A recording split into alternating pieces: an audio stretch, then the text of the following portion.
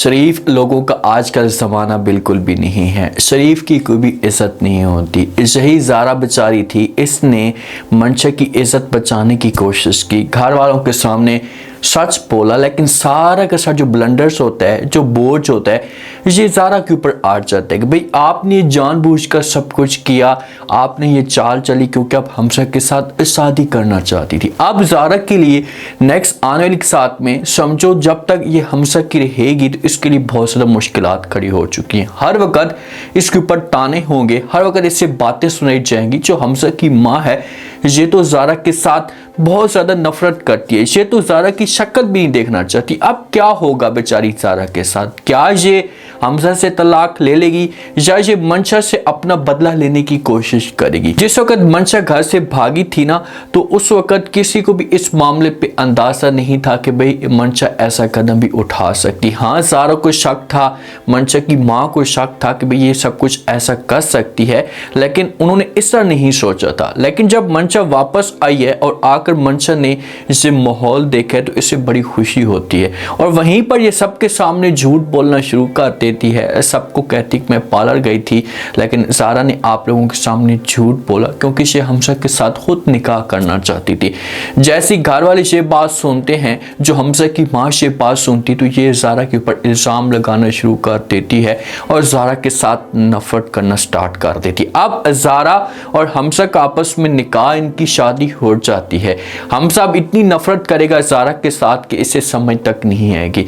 जो मंशा का वालिद है, इसे अपने रूम के अंदर होता है, बड़ा मायूस होता है, तो इसके पास जो है वो ज़ारा आती और आकर बात करती है, इसे समझाती और कहती है कि ताया जान प्लीज़ मेरे ऊपर आप यकीन करें, आपको तो मेरे ऊपर यकीन होना चाहिए कि मैंने कुछ भी ऐसा नहीं किया, मेरी कोई भी चाल नहीं थी। ताया जान को इस मामले पे बड़ा यकीन होता है, ये ज़ारा के ऊपर बिलीव करता है कि ज़ारा ऐसा कदम नहीं उठा सकती।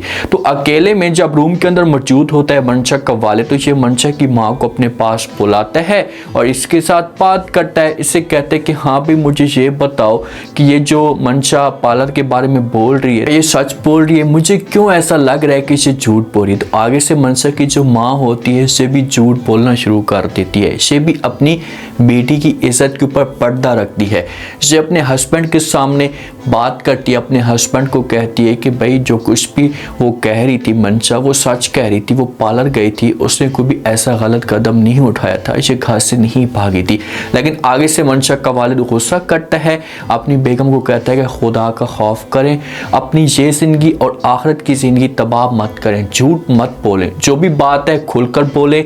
अगर कोई बात नहीं बोलना चाहती तो फिर आपके लिए बेहतर सी हो कि आप चुप हो जाएं और खामोशी के साथ ये सब कोई देखती रहें, वरना आपके बस की बात नहीं है। तो खुद जानबूझकर अपनी बेटी की इज्जत बर्बाद करना चाहती हैं। अगर इस जगह पर आप अपनी बेटी को समझाती, मेरे साथ खुलकर बात करती, मैं मंशा के पास जाता और जाकर उसके सामने कुछ वजूहात रखता, ये कंट्रोल करने की कोशिश करता, तो इस तरह से मंशा कंट्रोल में आ जाती। लेकिन आप तो उसकी साइड कर रही हैं।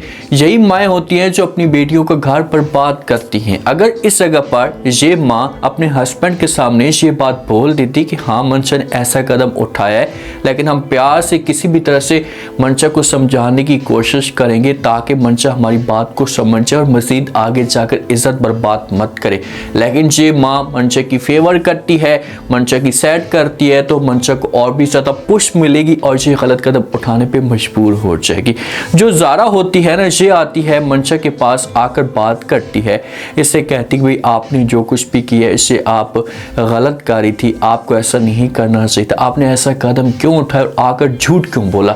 आगे से मंशा ये बात सुनती है तो ये ज़ारा को जवाब देती और कहती कि भाई आप कौन होती हैं मुझसे इस तरह के सवाल करने वाली? आपका भाई हक भी नहीं बनता। भाई इसका हक बनता है क्योंकि आपने इसकी ज़िंदगी बर्बाद करके रख दी है। आपकी वजह से आज एक ऐसी मुश्किल में ये फंस चुकी है, इसे समझ तक नहीं आ रही, इसे अपना मुस्तकबिल जो है वो ये तारीकी में नज़र आ रहा है, सिर्फ उसे आपकी वजह से, तो वो आकर सवाल पूछ सकती है।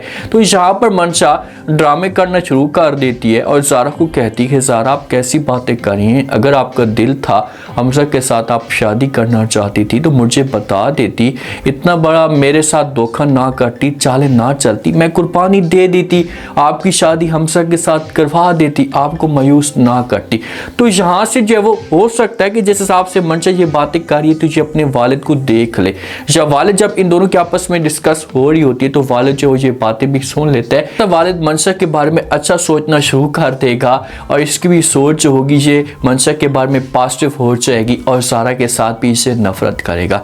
माँ आती है, माँ को तो सब कुछ पता होता है, मंशा के साथ आकर बात करती और कहती कि भाई आपने जो कुछ भी किया ये गलत किया, आपको ऐसा नहीं करना चाहिए था, आपने इतना घटिया काम किया, आपको पता है कि आपकी ज़िंदगी बर्बाद हो चुकी है, अगर आपकी हमजा के साथ शादी हो जाती तो आप खुशी के साथ आज रहती और आपके चेहरे के ऊपर मुस्कुराहट होती। ये बात जब मंशा सुनती तो अपनी माँ को जवाब देती और कहती कि माँ जी मैं हमजा को पसंद नहीं करती थी और इसके साथ शादी नहीं करना चाहती, और आकर जो मैंने माहौल देखा है तो समझो कि मेरे सामने तो एक तीर पे दो शिकार हो चुके हैं, ज़ारा से भी जान छूट चुकी है, ज़ारा भी चली गई है और हमजा की भी जो वो शादी हो चुकी है ज़ारा के साथ। इस तरह से अब मेरा जो रास्ता ये साफ़ हो चुका है और मैं आसानी से शुजा तक पहुँच पाऊँगी। भाई एक दफ़ा तुम शुजा तक पहुँच जाओ उसके बाद तो देखो कि तुम्हारे साथ होता क्या है।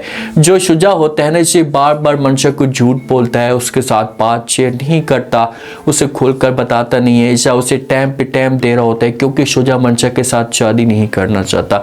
तो मंशा गुस्से में आती है और कॉल करती है शुजा को और कहती है कि भाई ये तुम क्या कर रहे हो। आगे से जो वो शुजा कहता है कि बहाना बना सकता है या बातों को घुमा सकता है, मोबाइल का दिलासा दे सकता है। तो मंशा ये बात सुनती है तो शुजा को इनकार कर देती है और कहती है भाई आप मुझे मोबाइल का दिलासा दे रहे हैं, मुझे ये बताया कि अपनी फैमिली को कब भेजेंगे, या आप कब वापस आएंगी, क्योंकि सब कुछ तय हो चुका है, सारी की सारी गेम बन चुकी है, तो अब आप क्यों पीछे हट रहे हो। आगे से जब ये बात शुजा सुनता है तो वो इनकार कर देता है मंशा को और कहता है कि भाई भाड़ में जाओ तुम और तुम्हारा से जो प्लान है भाड़ में जाए, मुझे कोई भी जरूरत नहीं है, मैं आपके साथ जो शादी नहीं करूँगा, मैं आपके साथ शादी नहीं कर सकता। शुजा जो होगा इसे इनकार कर देगा। मंशा यहाँ पर इतनी मेंटल दिमागी है कि ये शुजा को कहेगी कि ठीक है भाई अगर आप मेरे साथ नहीं करना चाहते शादी तो मेरा भी मैसेज सुन लें कि अगर आप मेरे ना हुए तो मैं अपने आप को मार दूंगी, अपने आप को ख़त्म कर दूंगी, फिर जाकर जो सारा का सारा इल्ज़ाम होगा इसे आपके ऊपर हो जाएगा। और इस तरह से शुजा ब्लैकमेलिंग में आ जाएगा, इस तरह से शुजा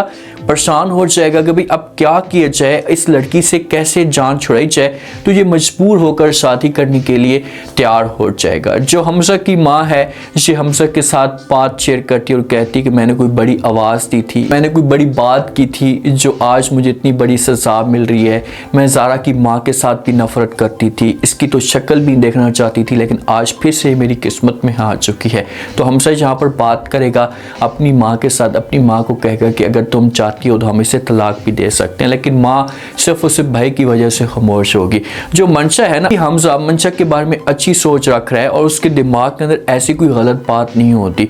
आप किसी भी तरह से मंशा को राज़ी करने की कोशिश करता है, मंशा के साथ आकर बात करता है, ऐसे समझाता है कि देखो मंशा अगर तुम चाहती हो, तुम मेरे साथ शादी करना चाहती हो तो मैं भी आपके साथ शादी करने के लिए तैयार हूँ। अगर तुम्हारी ये सोच है कि मैं जो ज़ारा को तलाक दे दूँ तो मैं ऐसे तलाक देने के लिए भी तैयार हूँ। इतने में जो वो मंशा का वालिद ये बातें सुन लेता है और ये हमजा के ऊपर गुस्सा करता है। हमजा कुछ यहाँ पर रोकेगा कि भाई आप ये कैसी बातें कर रहे हैं, ज़ारा के बारे में आप इस तरह की सोच मत रखें, इसमें ज़ारा का क्या कसूर है जो आप ज़ारा के ऊपर इस तरह का इल्ज़ाम लगा रहे हैं। भाई आप सुहागरात मना चुके हैं, जो अपनी लाइफ को एंजॉय कर चुके हैं और अब जाकर जब आप तलाक देने की बात कर रहे हैं तो ये तरीकाकार गलत है, आपको ऐसा नहीं करना चाहिए। एक दफ़ा आप ज़ारा के बारे में अच्छी सोच तो रखें, आप उसके साथ अच्छा वक्त गुजारें, आराम के साथ एक साइड पे बैठें, फिर आपको यकीन हो जाएगा कि भाई ज़ारा और मंशा में कितना फ़र्क है। अगर मंशा के साथ आपकी शादी हो जाती तो आपकी ज़िंदगी जो तो ये मुकम्मल तौर पर बर्बाद हो जाती। अब ज़ारा के साथ आपकी शादी हो चुकी है, ठीक है, ज़ारा के लिए अब मुश्किलात खड़ी होंगी, इसके ऊपर जो वो ताने मारे जाएंगे, इसको बातें सुनाई जाएंगी, इसको ये कहा जाएगा कि भाई आपकी माँ भी इस तरह के प्लान बनाती थी, अब आप इस तरह के प्लान बना रही हैं, आपने सब कुछ किया। लेकिन ऐसा जिसकी सोच पॉजिटिव होती है ना वो ऐसे अपने मकसद में जो वो ज़रूर कामयाब हो जाता है। तो एक न एक दिन ज़ारा को कामयाबी ज़रूर मिल जाएगी और ये अपने मकसद में कामयाब भी हो जाएगी। और यही हमजा होगा, अगर हमजा ने तलाक ना दी तो ये ज़ारा के साथ ठीक तरीके से रहना शुरू कर देगा। अब देखते हैं कि मंशा के साथ क्या होता है, मंशा जो कैसे शुजा को अपने जाल में फंसाने की कोशिश करती है। उम्मीद है आज का रिव्यू, आज के टीजर आप लोगों को पसंद आया होगा। आपने कमेंट सेक्शन में अपनी कीमती लास्ट में आपको क्या लगता है, क्या नेक्स्ट आने वाले के साथ में अगर जहाँ पर जो है वो शुजा इनकार करते हैं तो आगे से मंशा क्या धमकी दे सकती है, मंशा क्या शुजा के साथ शादी करने के लिए तैयार हो जाएगी, जो हमजा ने धमकी दी है क्या ये ज़ारा को तलाक भी दे सकता है। अपना फीडबैक लास्ट में दें।